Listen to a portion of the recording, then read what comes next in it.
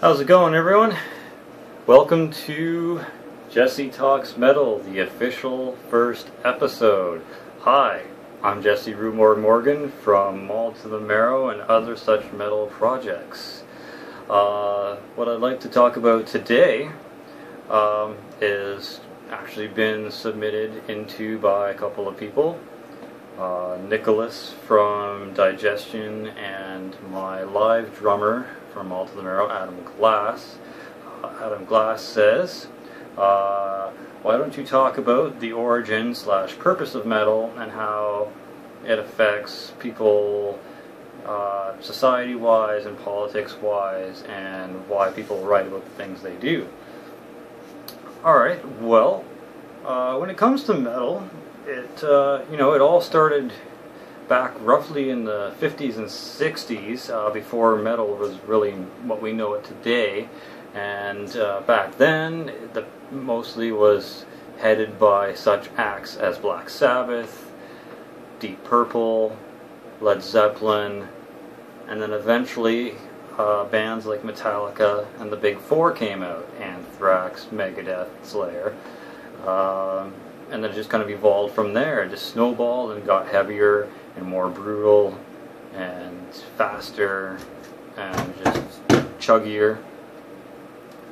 And it's a lot of things inspired metal to become what it has today. A lot of people just want to get their anger and frustration out and stresses of everyday life. They've got things in society that have pressured them and kind of cornered them and made them feel unaccepted by the general public. And most artists in the metal genre have just wanted a place to come and feel a sense of brotherhood. So they've made these small underground kind of gatherings and shows and cliques, I guess, cliques. And it's just basically a common love for everything brutal and metal and heavy and stuff that general society just does not accept as mainstream. They just don't accept it in general.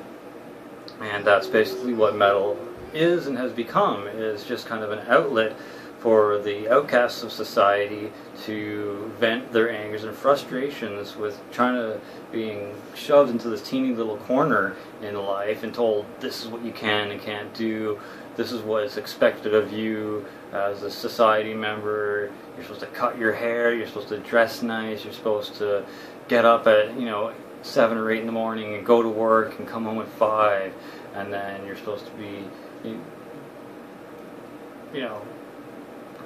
shoved into this kind of sleep, work, eat, go to bed, and get up and work again kind of mentality. And a lot of these guys, they were frustrated with this type of outlook on life, and they're just like, no man, I'm not going to do that. This whole 9 to 5 family orientated lifestyle is not what I want to do. It's not what it's not what my passion is for. It's not my style of living. In this day and age, and even back then in that day and age, the whole grow up, get a job, get a family, go to work, save up enough money to retire thing was just, it wears thin on a mind, and there's a lot of angers and frustration and stress that builds up with that kind of expectation that society pushes on everyone. So metal was made basically out of all that pent-up frustration and anger for those kind of stereotypes and expectations that the general society has pushed on us. So we as metalheads have kind of made this angry sonic retaliation known as heavy metal or death metal and any other such subseeding little subgenres of that type. So that's kind of the origin and the purpose of metal and why it's come about and what's pushed it into what it has become now. It's worldwide. It's still underground, depending on what you listen to and how far down the rabbit hole you've gone with your listening endeavors. But there's also now a huge audience for metal. It's, you know, millions sold out shows at auditoriums, and, you know, it's big now. It's a huge thing. And it's great. It's awesome that you can go to a show and there could be every race, gender, and sexual orientation, and once you get into the pit, it doesn't matter. You're all brothers, you're all metal brethren, and that's that kind of camaraderie that separates metal from almost every other music genre out there. It's a unspoken bond, it's an unspoken family that we're all just here trying to make a living in a not so standardized way, and trying to get out of the whole go to school, get a job, have a family, retire lifestyle.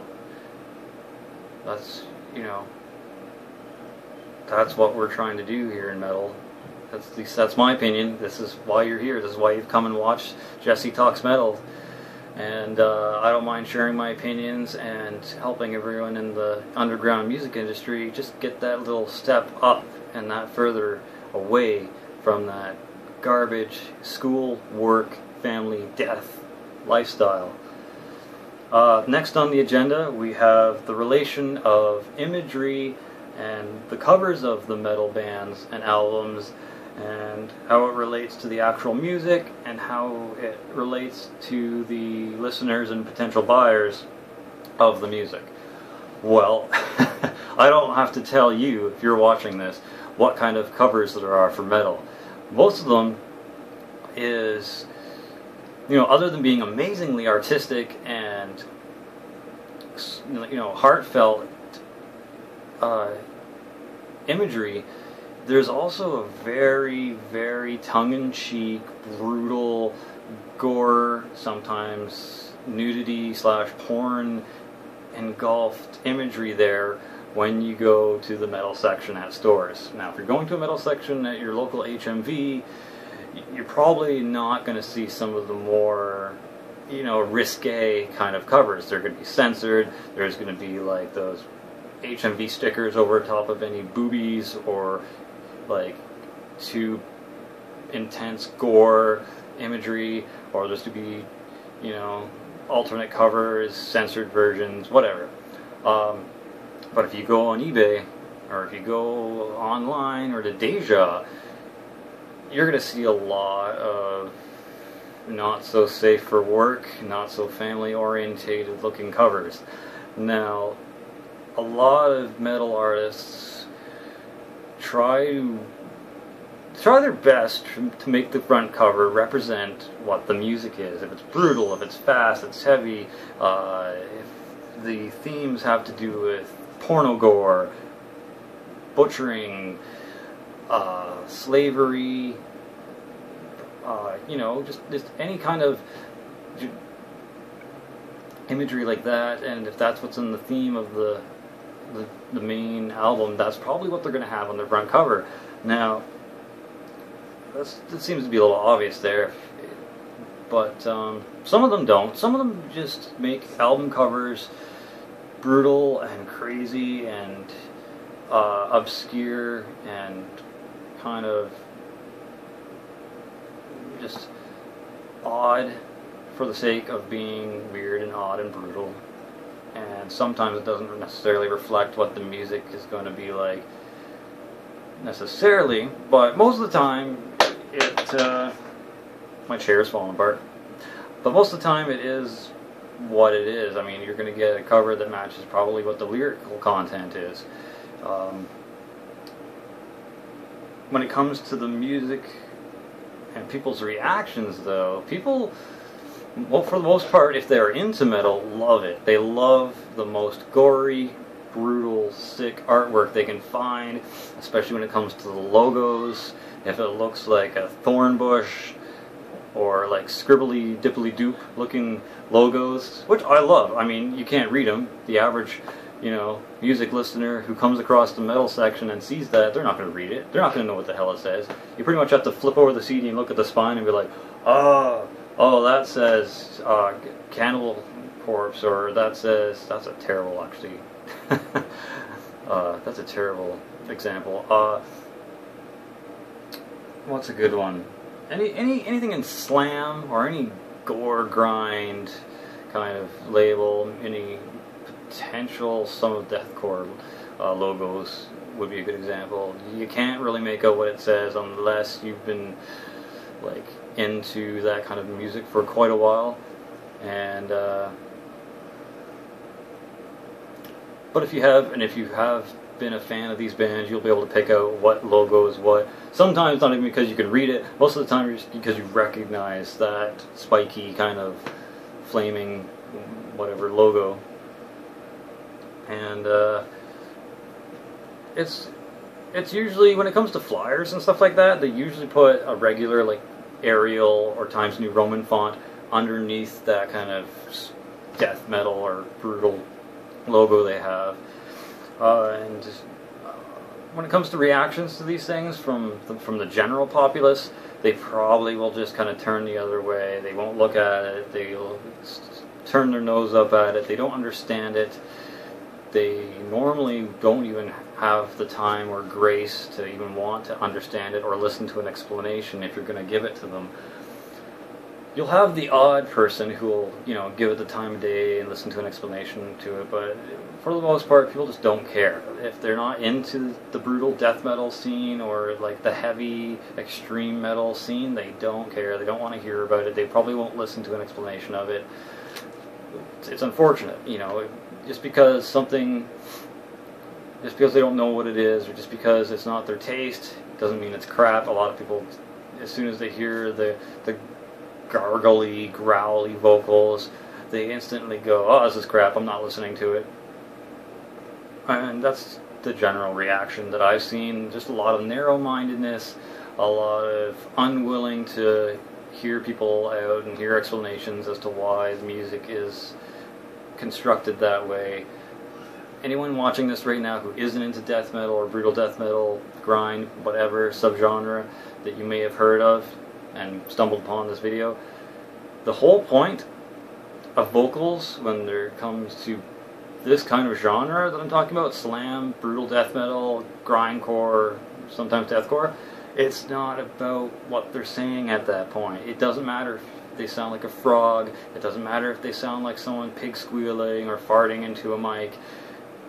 The vocals at that point have simply become another instrument. They are simply just trying to add another layer of brutal, crushing feel. It's about the feeling of it. It's not about necessarily what they're saying. If you want to know what they're saying, open up the lyric book. I'm sure it's in there. You know, if they care enough for you to understand what they're talking about, they'll include it in their lyric book. Otherwise, it doesn't matter what they're saying. It's probably horrible, it's probably really explicit, and you probably don't want to read it anyways if you're not into it and you're just a mainstream music listener. So anyways, I'm going to wrap this up quickly because it's, you know, almost 15 minutes into this first official video. The last thing I want to do is give a couple of shout-outs, and that's once again to Nicholas N. I don't know how to pronounce your last name, sorry buddy, but he's from Digestion. They've got a new demo promo coming up, probably by the end of 2014, early 2015. It's called Dehumanization Through Digestion. Now the track list is 5 songs. It's Railgun Barrel Splattered with Brain Matter. Track 2 is Pile Up of Mutilated Politicians.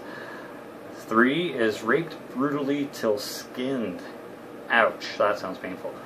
Number 4 is Dehumanization Through Digestion, the self-titled track off the demo. And the last track that he has provided me with is the Retinal-Induced Construction. Very interesting sounding songs, very creative. So thank you for that, Nicholas.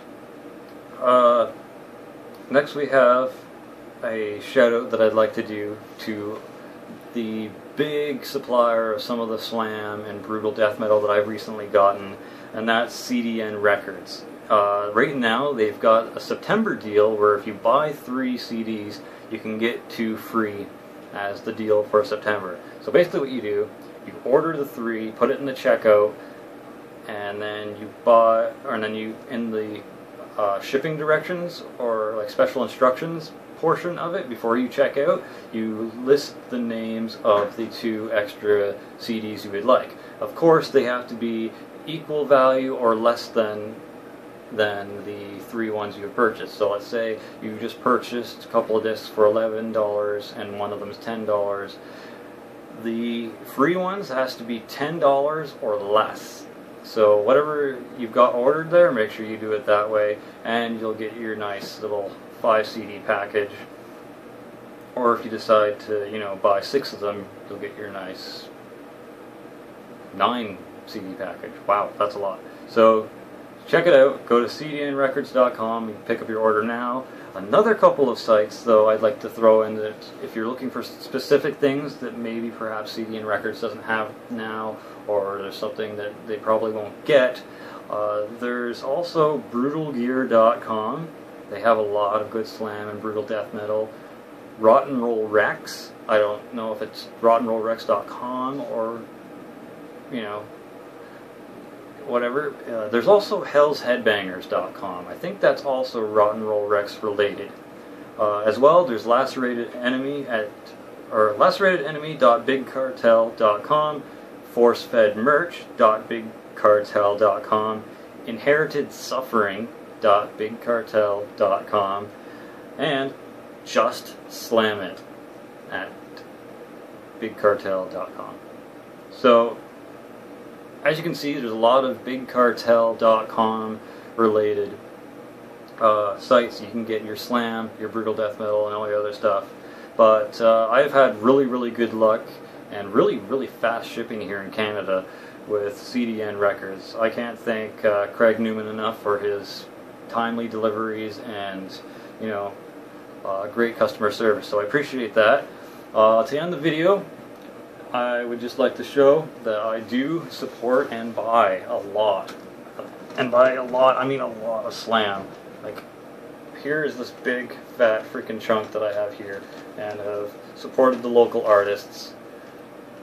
I mean, there's Aborted, Abominable Putridity, Acranius, Begging for Incest, Cephalotripsy, Cuff, Entwined Human Remnants, 3-way split with Cuff, Internal Alien Reflux, and Aborning or Aborned.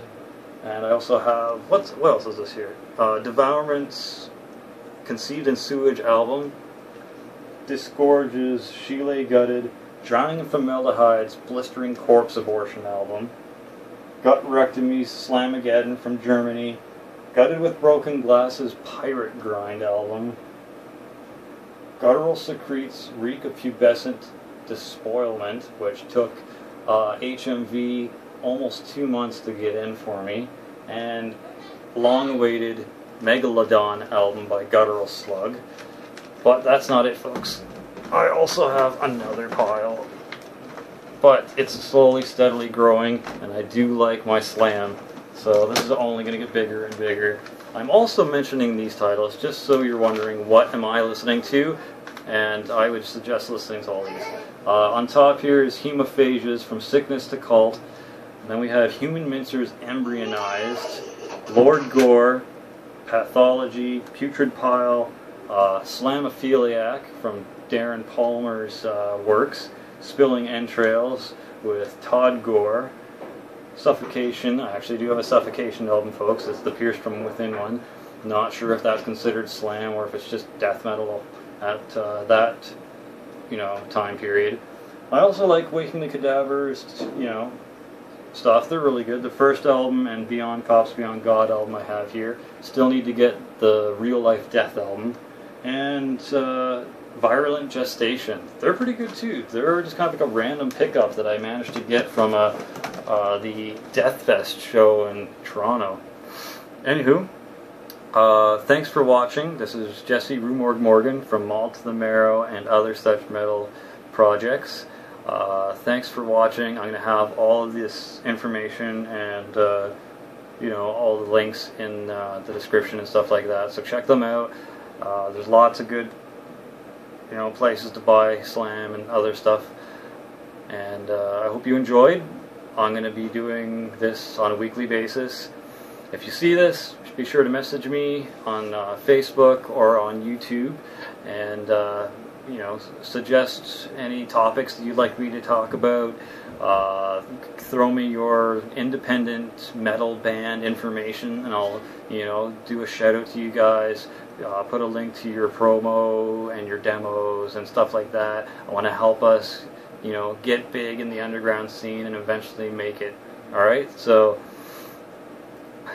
tune in, watch it, get connected, stay sick, enjoy.